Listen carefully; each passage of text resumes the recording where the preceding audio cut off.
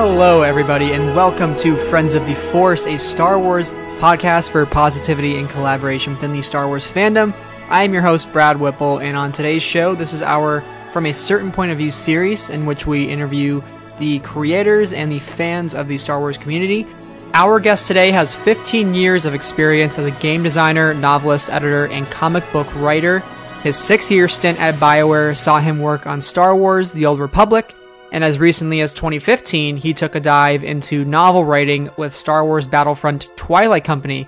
His most recent release is the second installment in the Alphabet Squadron trilogy, Shadowfall, and I'm so excited to chat with him today about why this series is one of my favorites and to learn more about his career. So, without further ado, let's find out from a certain point of view what Star Wars means to author Alexander Freed. So what I told you was true, from a certain point of view. A certain point of view? Luke, you're going to find that many of the truths we cling to depend greatly on our own point of view. Hello, everybody, and welcome to From a Certain Point of View, our series in which we talk to the creators within the Star Wars universe. And today I'm super excited to welcome one of the latest authors in Star Wars on the show. This is actually somebody that I've been wanting to chat with since I started the podcast last year, and since Alphabet Squadron just completely blew my mind. So without further ado, I'm pleased to welcome Alexander Freed to the show. Alex, how's it going today? It's going really well. Thanks for having me on. Yeah, absolutely. And congratulations on the release of Shadowfall, which just came out, a week or two ago at the time of this release. But it's a great successor to the very first book in the series. And, I read it, I cruised right through it because I really couldn't put the book down, as is the case for this trilogy in general at this point. But I'm really excited to learn more about your background today and talk, pretty in depth on all things Shadowfall. Yeah, sounds good to me. And yeah, thank you so much for the kind words about the book. It is, you never know how people are going to respond until the thing is actually out there. So it's a bit of a relief to say, okay, yeah, at least the people who like the first one are still with me. I haven't lost the audience yet.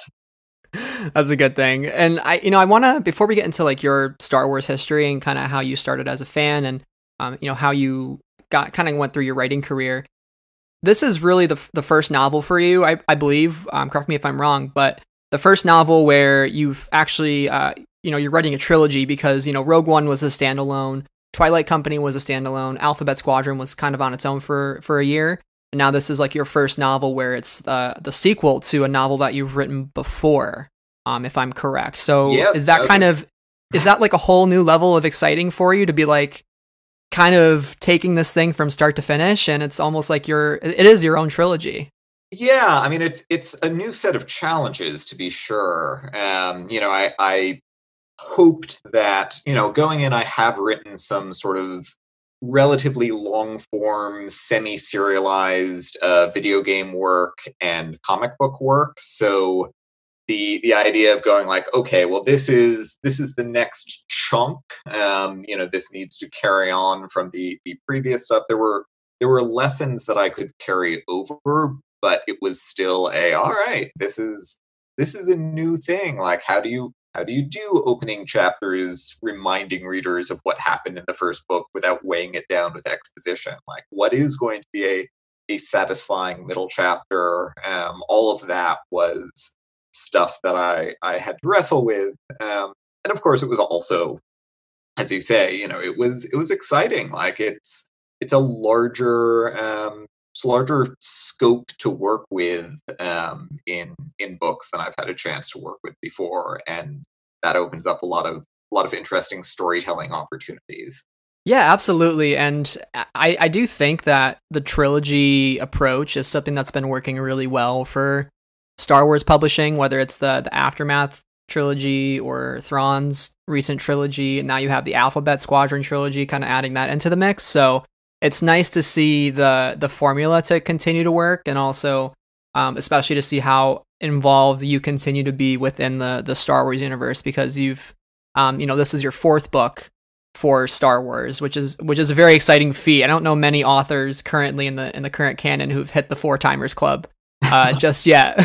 But we love to see you returning with these characters, and it's just beyond exciting. But to kind of hit the rewind button and go back to when you started out as a Star Wars fan.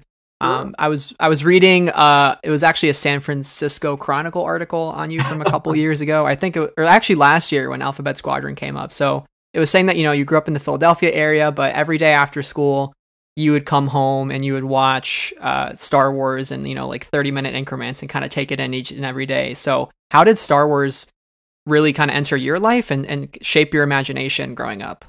Yeah, I mean, I was really the perfect age for the original trilogy. We ended up with copies of them on VHS tape at home, so I could take them in a little serialized segments on a daily basis after school.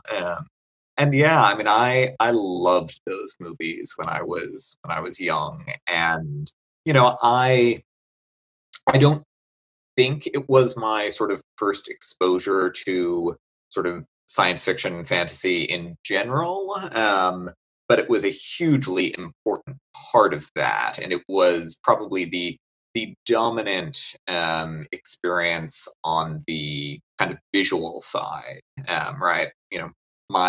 My mother, when I was a kid, read us, The Hobbit, The Lord of the Rings, and so there was other influences coming in, but there's really nothing on the same visual impact level as those original films.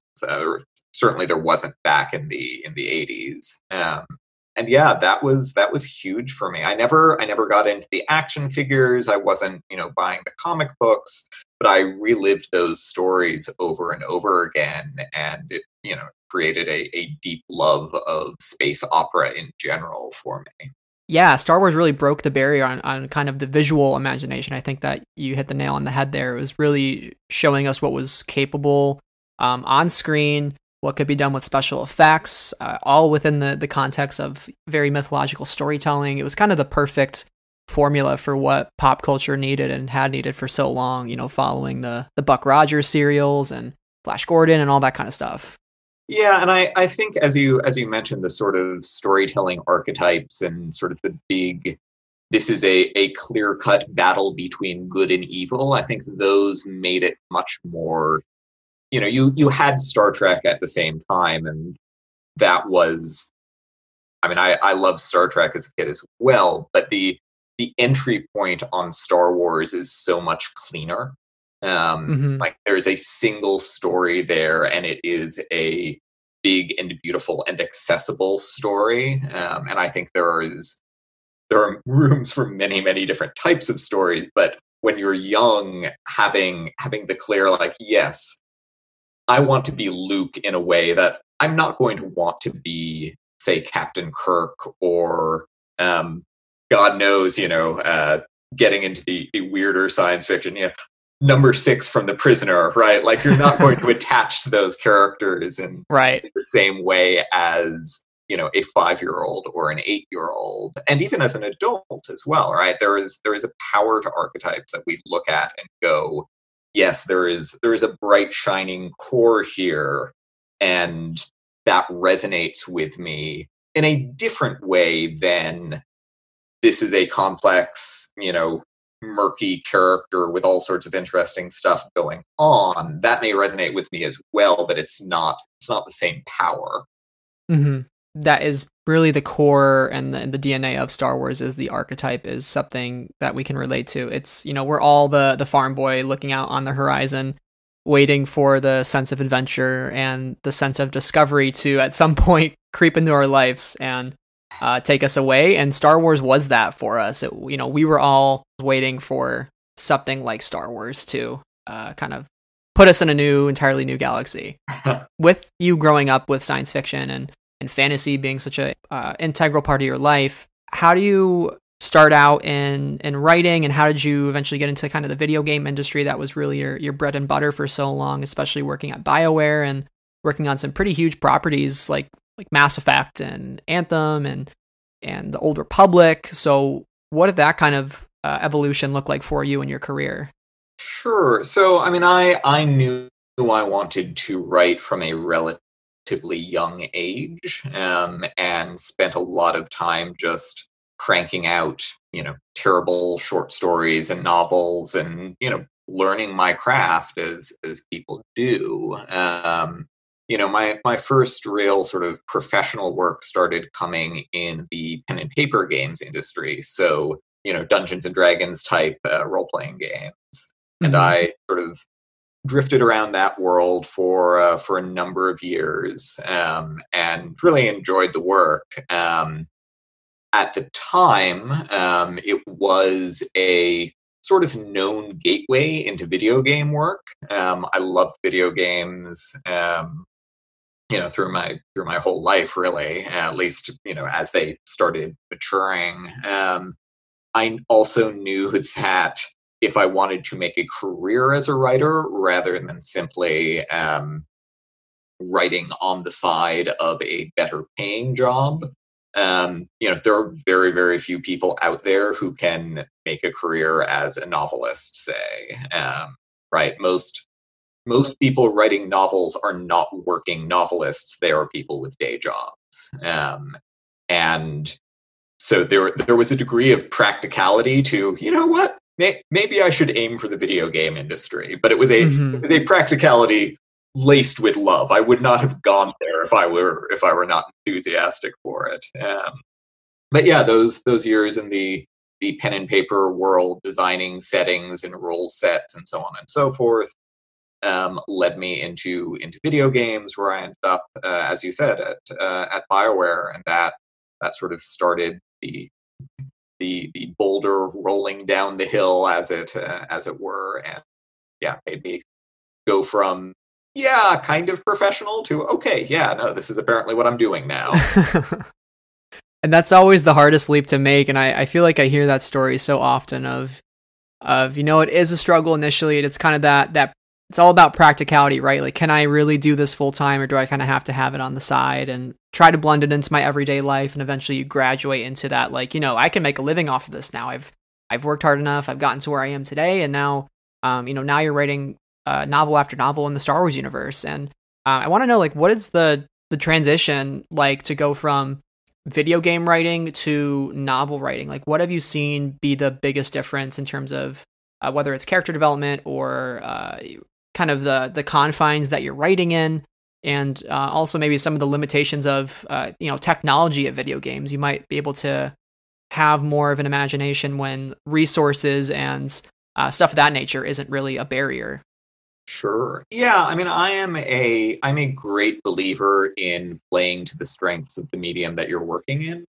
I believe that is in a culture where we have access to so many forms of entertainment, it is almost necessary to do good work. And video games and novels do very different sets of things well. The biggest thing that novels let me do that I can't do in the games world is the strength of games is interactivity and allowing the player to project their own insights and motivations and emotions onto the player character. And that is really the opposite of at least the way I approach writing a novel, where what you want to do is you want to create a character who is complex and intriguing, and maybe a character that the audience, the reader, can't actually take in all at once. They're only seeing a certain part at a time, and over the course of a story, that character is fully revealed. That character begins making choices that are, in line with who they are and what they are motivated and driven to do, consciously or unconsciously. All of that. There are always exceptions, but broadly speaking, that works terribly if you try to put that on a video game protagonist. Mm-hmm. That's not what video games do well, and both of those things excite me. But I I steer hard into whichever one that I'm working on at the time. So that sort of character interiority is the biggest one. You did mention as well, the resources that's a huge aspect. There is something wonderfully freeing about being able to toss away in 10 lines a scene of some bizarre alien world that would be, 18 months of artist work on a video game and Right. never ever make it in as something that you just throw in for a second. Yeah. Yeah, I mean the power to just sort of lean into all of the imagination and sense of wonder visually is great. Crowd scenes as well. Crowd scenes are incredibly expensive to do in a video game, just because, hey, are we building 200 unique looking characters? The processing toll on a graphics card and a CPU, it's going to cause the whole scene to grind to a halt. Like, again, it's something you can toss away in 5 lines in a novel. I get a similar joy out of writing comic books sometimes, where it's, well, we can still spectacularly visually realize this, but to a degree that we couldn't in a video game. And occasionally there's some level of cruelty to the artist in that one, right? Like saying, okay, draw a 2-page spread of 2 armies clashing on this alien world, etc., etc. But it's still more than you can squeeze out of a video game a lot of the time. Right. Yeah, absolutely. I think working in so many different mediums too, I feel like has had to have really challenged you in such an exciting way, right? Because you're kind of forced to in some ways, again, like you said, work within the confines that you have, but it's not necessarily, one medium is lesser or greater than the other. It's just they kind of each have their own quirks and their own obstacles that you can kind of work around and still make something that's just as impactful on the player or the reader.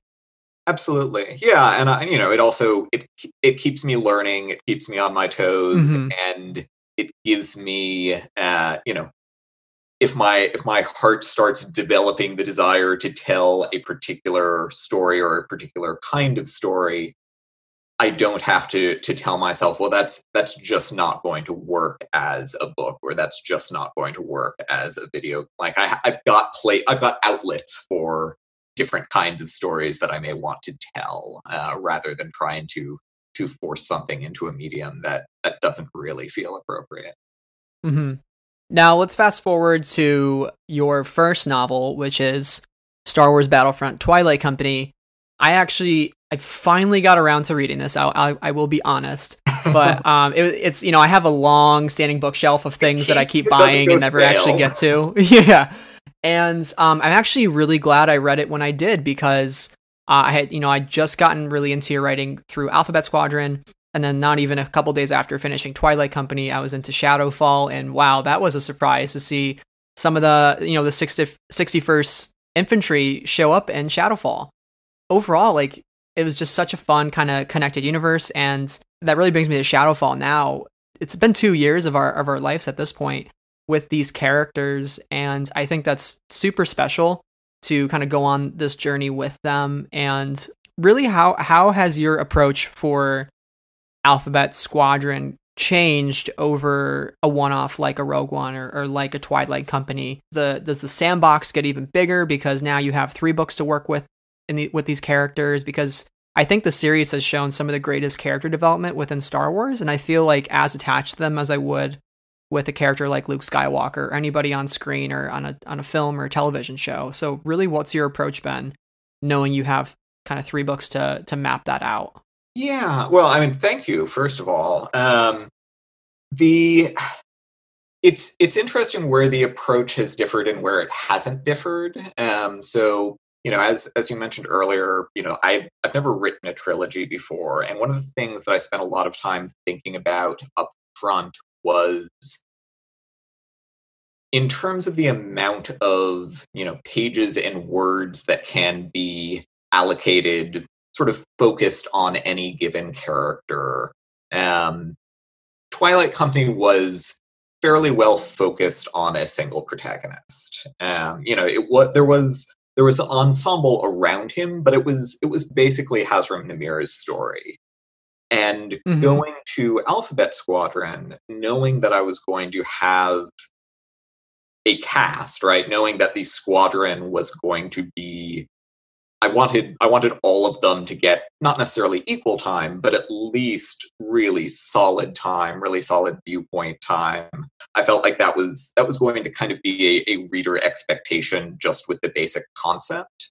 I spent a lot of time going, okay, so what does 5 characters over 3 books equal compared to 1 character in 1 book? And figuring out, okay, well, how substantial a character arc can you deliver when you're dividing it that many different ways, even if you've got a larger word count, and figuring out sort of what the proportional allocation, character to character looks like. And to a certain degree, I feel less like I am writing 3 Twilight companies and more like I am splitting up a single novel character arc into 3 books for multiple characters.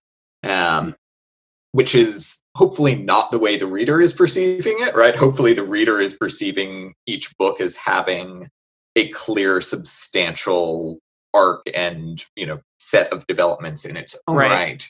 But figuring out how to pace that out and how much you can actually do was the big challenge for me. I think most writers, certainly most writers that I've had these conversations with, and certainly for me, you always, no matter how much space you have to work with, you always start off wanting to story in more detail you actually have room for. And it's always a matter of sort of pruning it down and saying, all right, well, what are we actually doing here, and how is it going to fit the structure that you've got? Pacing is the important word here. You mentioned it, because looking at Twilight Company, for instance, I could totally imagine that book as a trilogy, right? Because it's so packed full of so many different campaigns that they're going through among the inner and outer rim. And I was like, I could definitely stick with Namir for another 2 books. Like, I could totally learn more about him. I could totally figure out really like what makes him tick, more about his past.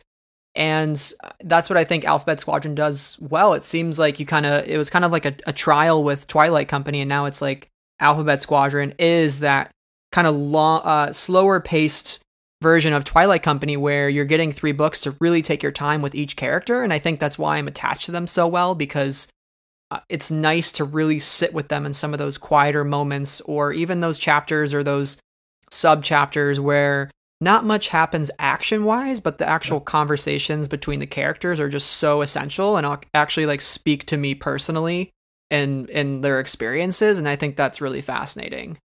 Yeah, there's definitely a set of lulls and sort of action set pieces in the Alphabet Squadron books in particular, that sort of, okay, we are going from 60 back down to 0 for a chapter, I think is important to the kind of book that it's trying to be. I mean, I suppose that's just incredibly obvious to say, but yes, I did it because that's what I wanted to do. But the reason I say that is it's not purely a war novel, but there is absolutely a chunk of it that's a war novel, and there is the influence of war novels and the notion of, hey, we don't know when the next fight is coming around, has a certain rhythmic pacing aspect that is part and parcel of that genre. And I don't think that's necessarily the case if you were doing a more kind of traditional hero's journey piece. Right? Like the pacing in A New Hope, say, like it's got quieter moments and it's got speedier moments, but there's kind of always forward momentum of one sort or another. And that works for that sort of mythological storytelling. And, that can work very well in a novel as well, but it's not wartime storytelling, at least as traditions have developed. Mm-hmm. Yeah, I love that you mentioned, 60 back down to 0, and you do feel that throughout the two books thus far.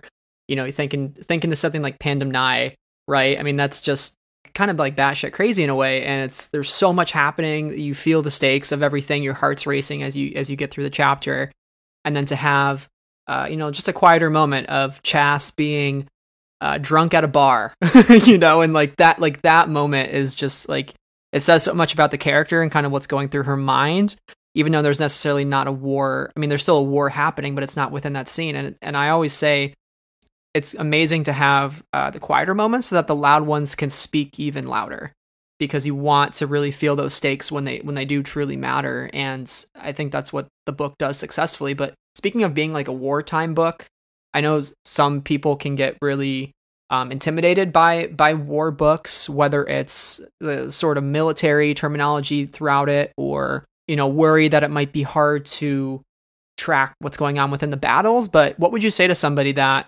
wants to get into Shadowfall and wants to get into Alphabet Squadron? This book does a really great job of not getting too in the weeds on the military side of things, and really sticking to the true characters and their relationships, and it's all within the context of war. Yeah, I mean, I think you probably just said it better than anything I can throw in. Yeah, I mean, it is not a book written for the purpose of. It is not targeting an audience that is interested in the mechanisms of military conflict. I'm fine if people who are engaged with those ideas enjoy the book, but it is a book about characters who are experiencing war and what they're going through and what their relationships with one another look like, and where there is military terminology and technobabble and all of that stuff, it is coming from a place of, these are characters living within that context. This is a way that they view things. It is not me going, hey, reader, how would you like to get into the details of how a blaster cannon works? Like there's so much of that stuff that's actually done really well in visual dictionary, right? Like there's plenty of that in Star Wars if you're interested. That doing it in a novel didn't seem like a particularly useful way to go, even if that were something that I was enthusiastic about doing. Yeah, and even when you do describe some of those more nuanced things within the book, like I keep going back to the examples of when the starfighters are getting shot at. You describe it in such great detail of how the colors look from within the cockpit, how the deflector shields are reacting, and you kind of describe this experience. But even though it gets technical, it's all related to the perspective of the pilot, right? It's related to how they're feeling in that moment. So even though it can get very technical in some parts, it always goes back to the character and to their emotions in that moment, which I think is just the brilliance of it. I mean, that's certainly the hope. Is to create an experiential approach to combat. To go, okay, well, what's it like living through this, rather than, say, watching it on screen, which is not something that I can really compete with. I can't keep pace with the action of a film. I can't give you the visual glory of a film, but I can try to put you inside a character's head. Mm-hmm. Yeah, and I really love too. This is going back to Twilight Company. The Battle of Hoth, getting that from a ground infantry unit was also really, really amazing. And again, going back to that experience of war, rather than the war itself. And I think that whole scene and sequence really illustrates kind of what you wanted to achieve with your writing. Thank you. Yeah, I mean, I think that's that involved a lot of rewatchings of the Battle of Hoth scene on in Empire, and a lot of like, okay, well, we've got one perspective of this. Let's shoot this from another angle. To the point where the next, from a certain point of view, collection has been announced. I've got a story in there, and one of the things that sort of I quickly thought about was, do I have anything left to say about the Battle of Hoth? Is that even a area that I want to consider treading in? And I can't talk about where I did end up, but it was not the Battle of Hoth. And I was like, no, I'm not sure I have anything to add after Twilight Company. That pretty well covered that ground. Going back to Shadowfall, I see it as really fitting that darker middle chapter mold that is so traditional to Star Wars. Mm-hmm. The mold that really, splits our heroes up right when you think they're kind of getting in a groove. And you get that sense at the end of Alphabet Squadron. They're all celebrating despite the consequences of Pandem Nai. And you're like, wow, this is going to be a really great ragtag team. They're never going to lose. But if you think that, you've never seen Star Wars before, because this book, they get split up and they all go on their own spiritual journeys. So why do you think it was important to take that step with these characters and kind of have them isolated to their own experience? Well, first of all, you're absolutely right. That sort of Empire is the model there.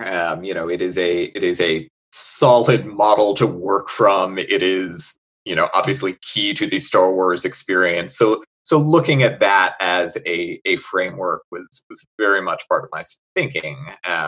Would I have gone there if it hadn't seemed like it was going to work and be appropriate for the story? Maybe not. But yeah, for a middle chapter, you've got the characters well established. You've got there, assuming that you've left anything open at the end of your first part, which, knowing that I was doing a trilogy, I made sure to do, right? All of the characters still have outstanding challenges and traumas at the end of Alphabet Squadron. You've got this cast well established. The reader has gotten hopefully attached to them. It's a chance to really sort of dig pretty deep into what's going on with them. And for this particular set of characters, we saw them gaining a lot of strength from the formation of the squadron in the first book, and we see that a bit at the start of Shadowfall. But to a degree, that was hiding some problems internally rather than actually solving them. So then breaking the squadron apart and having these characters confront things one-on-one allows you to really sort of go, okay, what's really going on here? Have you actually healed those scars, or have you just sort of put some makeup over them or whatever? Right? Are they still pretty deep and injurious? Mm-hmm. And yeah, that's kind of the theme of book 2 in general. And then of course book 3 will involve many Ewoks. Whoa. Mind blown. I'm excited. I'm ready for it, Alex. And concealment never works in the Star Wars universe. We all know this. And Erica Quill was really primarily at the center of this, and I think her self-isolated journey throughout Shadowfall really messed me up, but like in a like kind of intellectual way. Like I went on such a journey with her, and I think that she was through the ringer the most throughout this book. I want to know, in your opinion, who do you think really got the most beat up throughout this novel? Because I think everybody gets their fair share of the punches. Yeah, I think it's fair to say that she probably catches the worst of it. Maybe just by a hair. I think Chas probably comes in not too far as second. Kairos, we don't see a lot of the consequences of what she's gone through, but she gets hit pretty hard, and we're going to be exploring that a lot more in book 3. Sort of what the meaning of everything that happened to her in book 2 is to her. Nath and Will don't exactly get off light, but yeah. No, but they have each other, They do. They have each other, which helps quite a lot. Yeah, that dynamic throughout the book is one of my favorites. Sarah, who's our co-host on the show, and we did our Shadowfall review. She refers to their dynamic as tall boy, small boy, and she really adores like the relationship between the two of them, because there is this sort of loyalty that Nath has, and he's already sought his revenge in the first book, and at this point he doesn't really want revenge anymore. He's done with that. He can't do revenge a second time. That's just not in the books. At this point, it's just about survival. It's just about making Will into the leader that he needs to be, and what the rest of the squadron and what the rest of the mission needs him to be. And I think that whole kind of, the lesson in leadership in book 1 was for Erica, and now it's for Will. And I really was surprised by that pivot, but I was like pleasantly surprised by it. Yeah, I mean, thank you. And I think that's a good way of looking at them. I mean, the other thing that sort of comes to my mind, and all readers are going to have their own interpretations of these characters and these relationships, but Will and Nath are the characters in the squadron who are most at peace with who they are, if not where they are. And that, I think, both allows them to bond and also have some friction. Quell obviously has a lot of issues around her own identity and who she wants to be and what she's done. Chass's issues are a little muddier, but they are similar.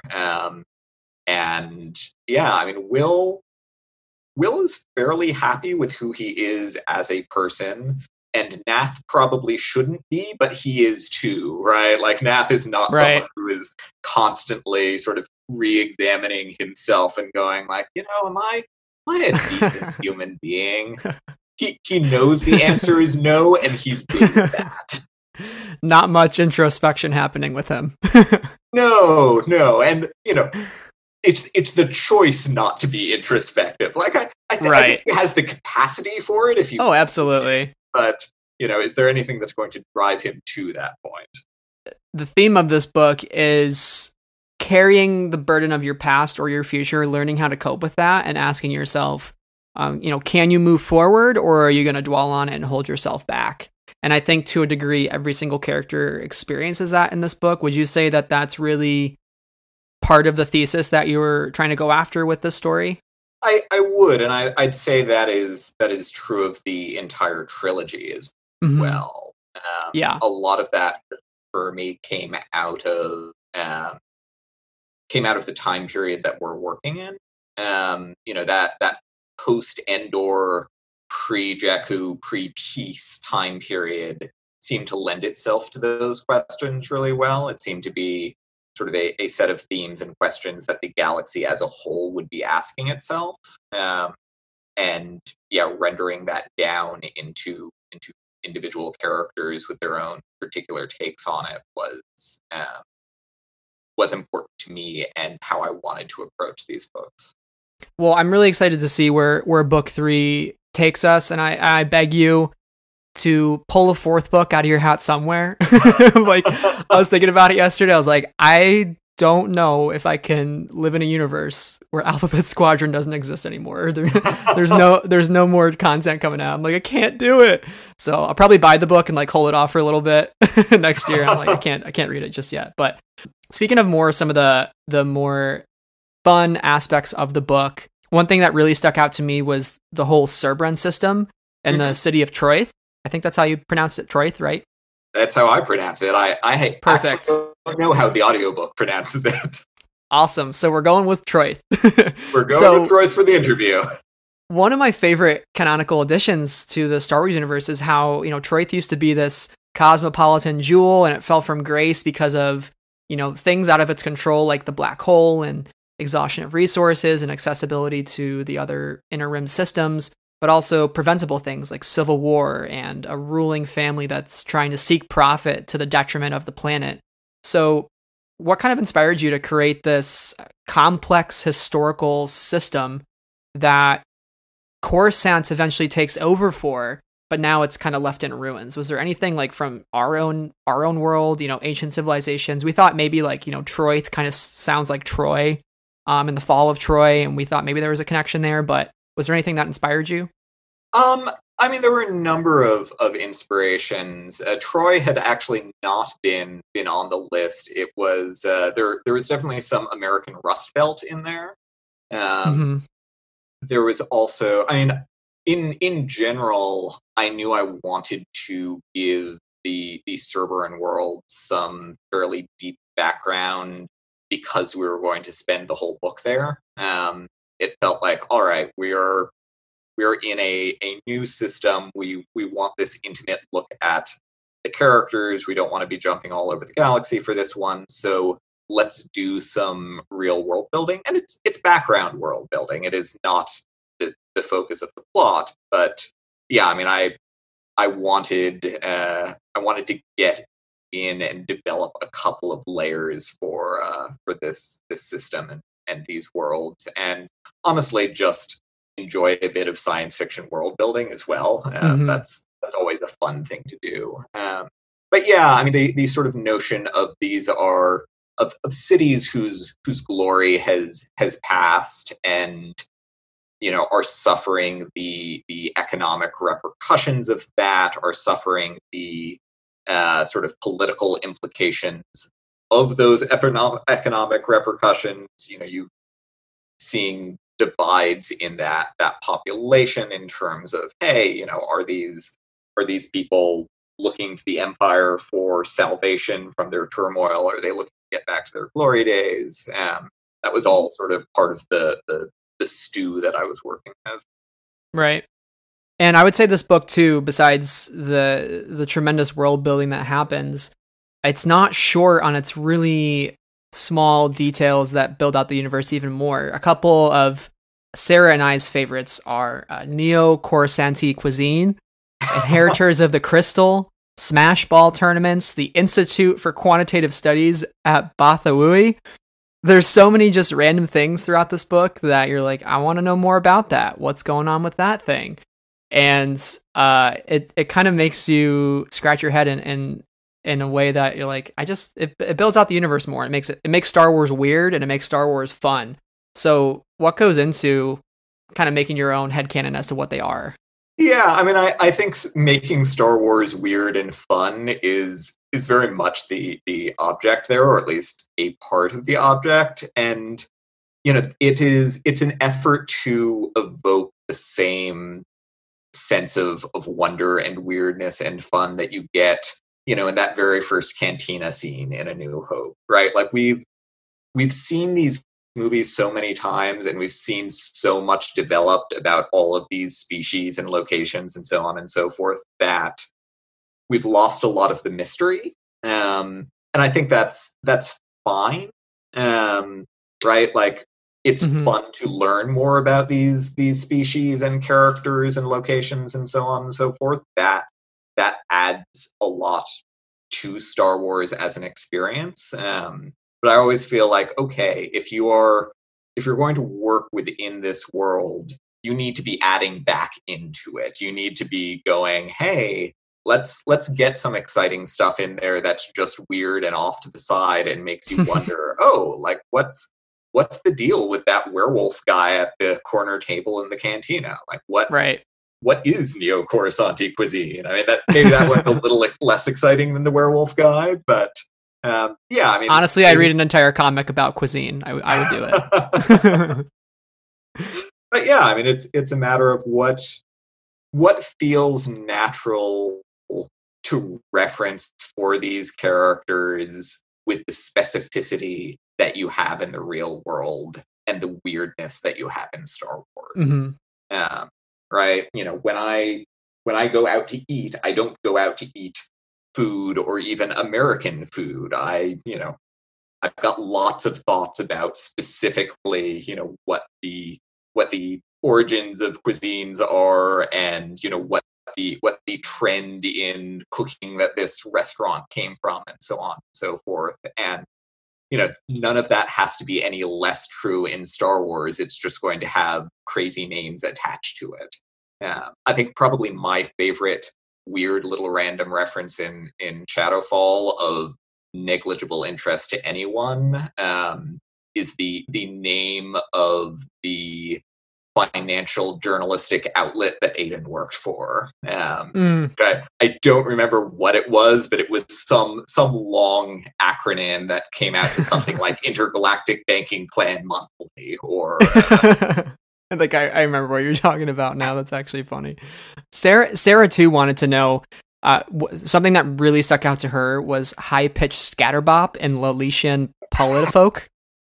So she wanted to know specifically, when you write these things, do you have an idea of what that music actually sounds like? Especially for a character like Chas, who is so heavily involved with her music collection. It is very, very important to her.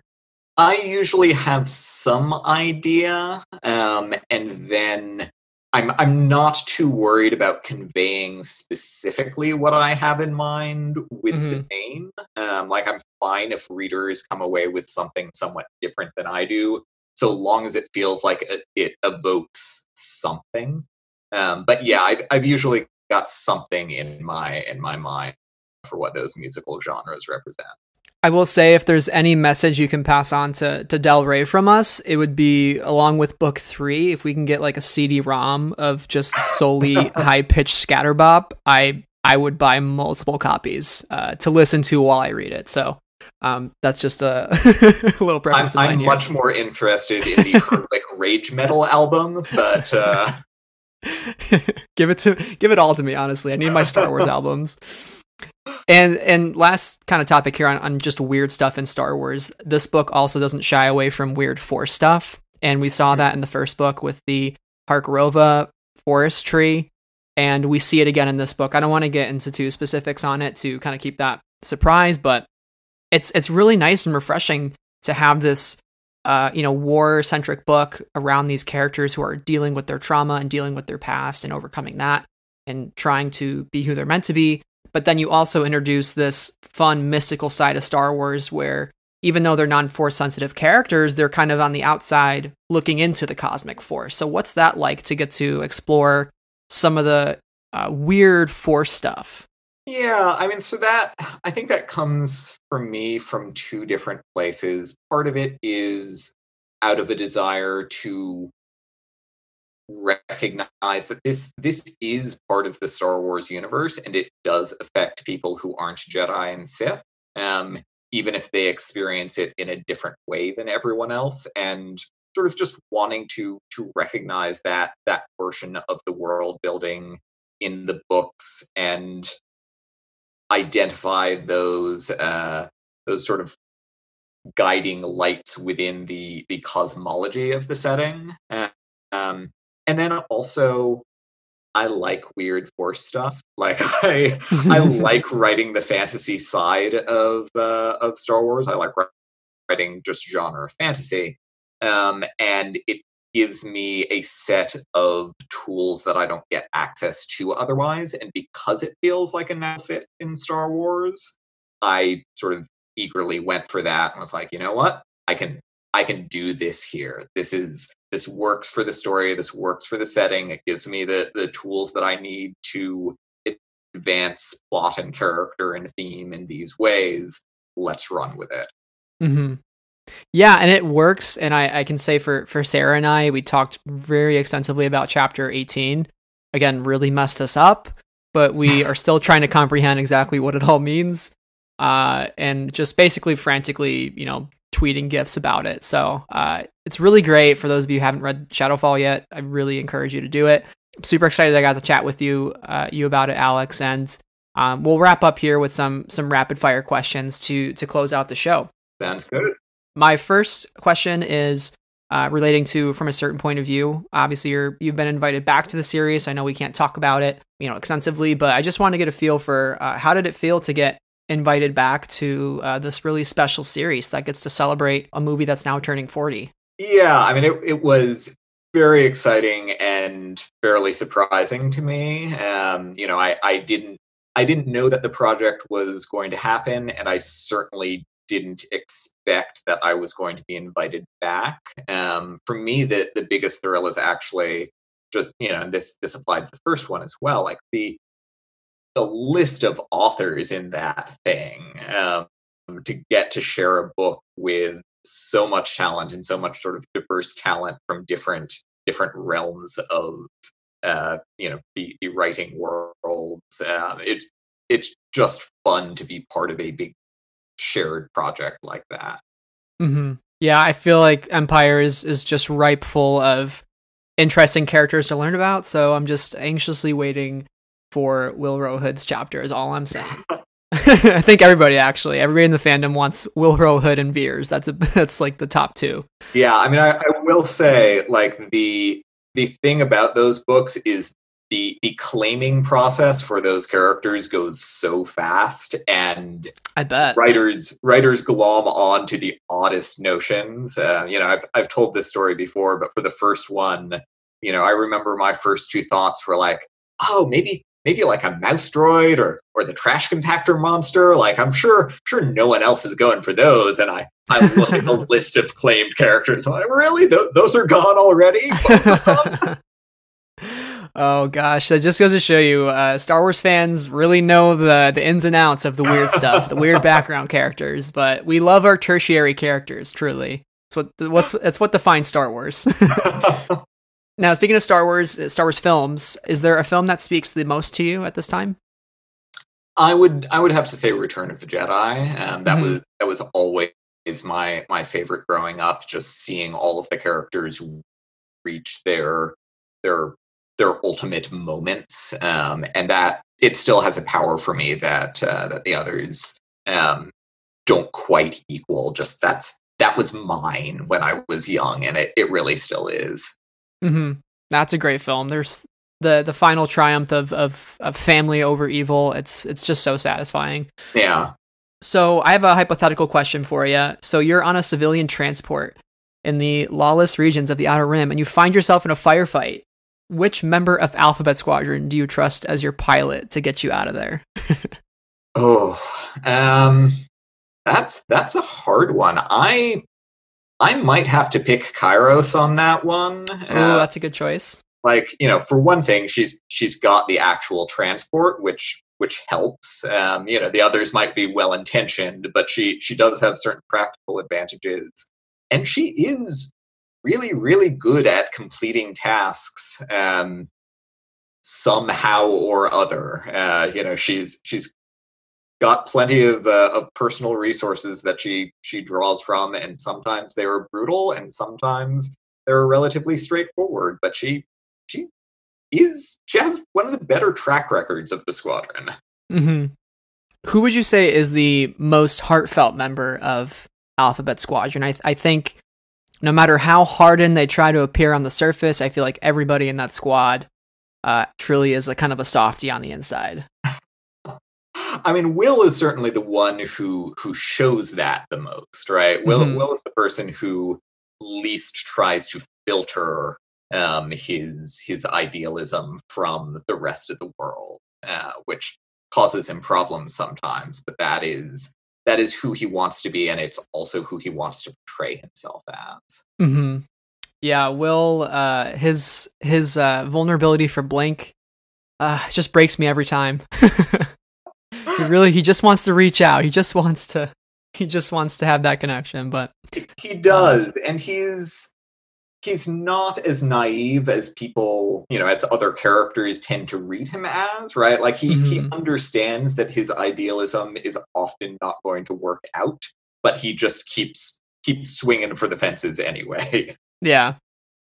So you've written Twilight Company, and some of those characters like Carver do appear in Shadowfall. You wrote the Rogue One novelization, and obviously Chas very much worships Jyn Erso. Mm-hmm. And now you have the two Shadowfall books. Do you kind of see yourself as building this little kind of mini interconnected universe within Star Wars? Like the Alex Freed cinematic universe or publishing universe? There is definitely some of that goes on, and I try to resist it more than I try to indulge it, because I think it can easily be overdone and make the universe feel a little bit small.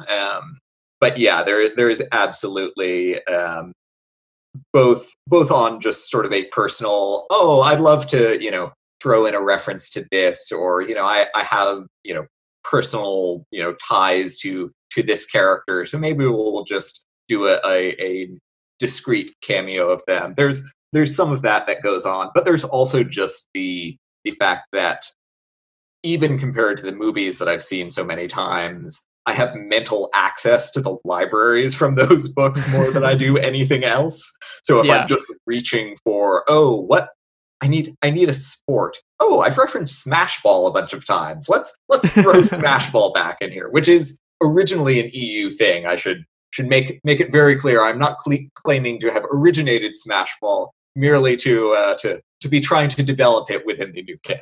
Yeah, no, I love that. This next question you may or may not be able to answer, and that's totally okay, but if you can describe the final book of the Alphabet Squadron series with just one word and one word only, what word would you use? Can I have 2 words?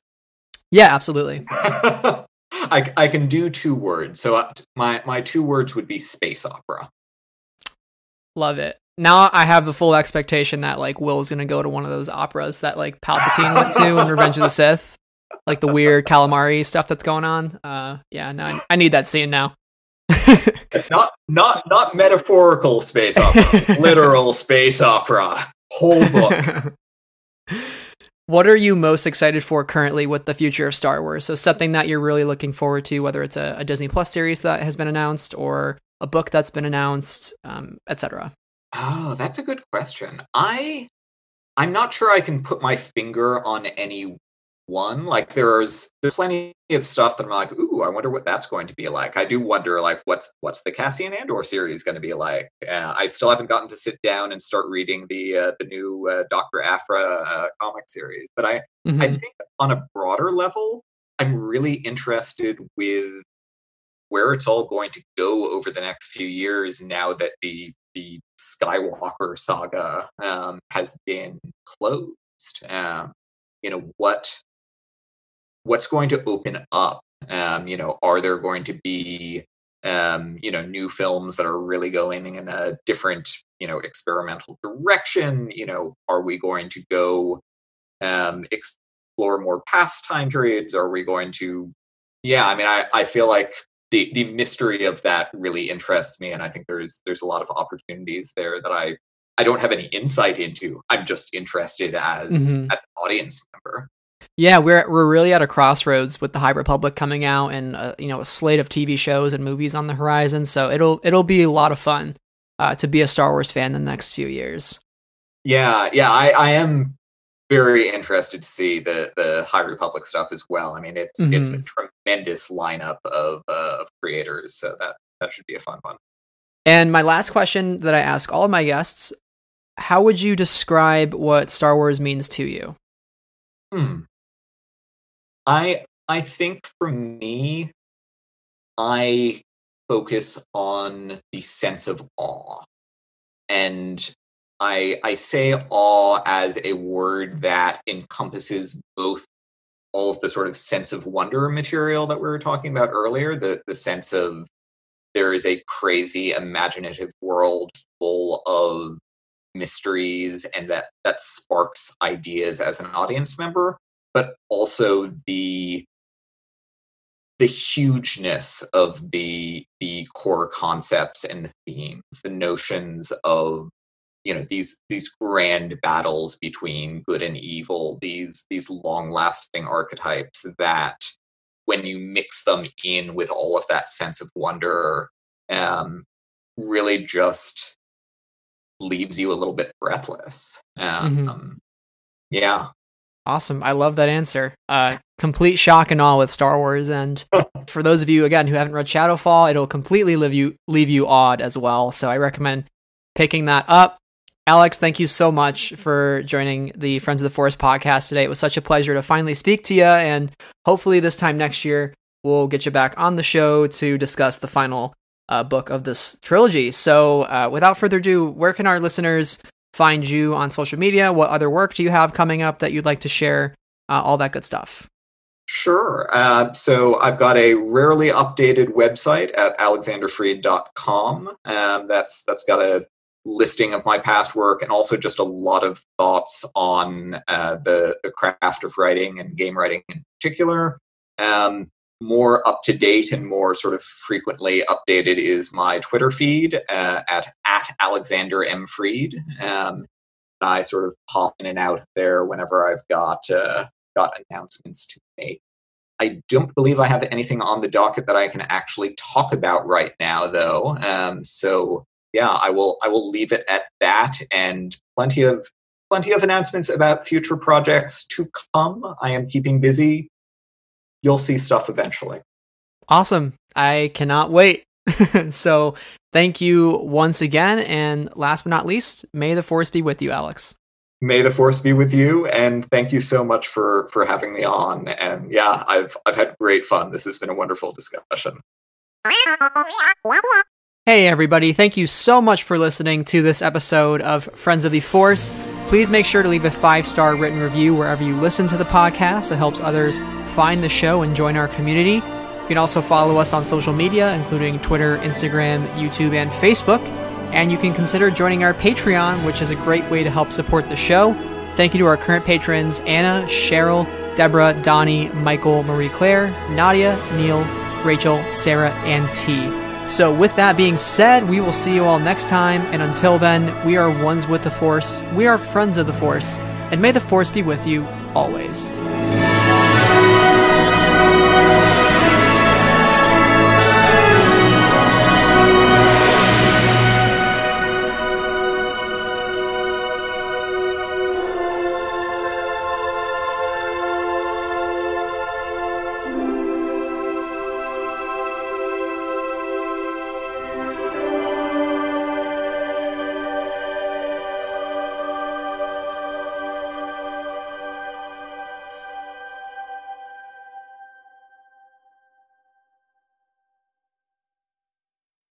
Friends of the Force is a proud member of the Star Wars Escape Pods network. To learn more about our sister shows, find us on Twitter at We Are Escape Pods. The Star Wars Escape Pods network, promoting positivity in fandom.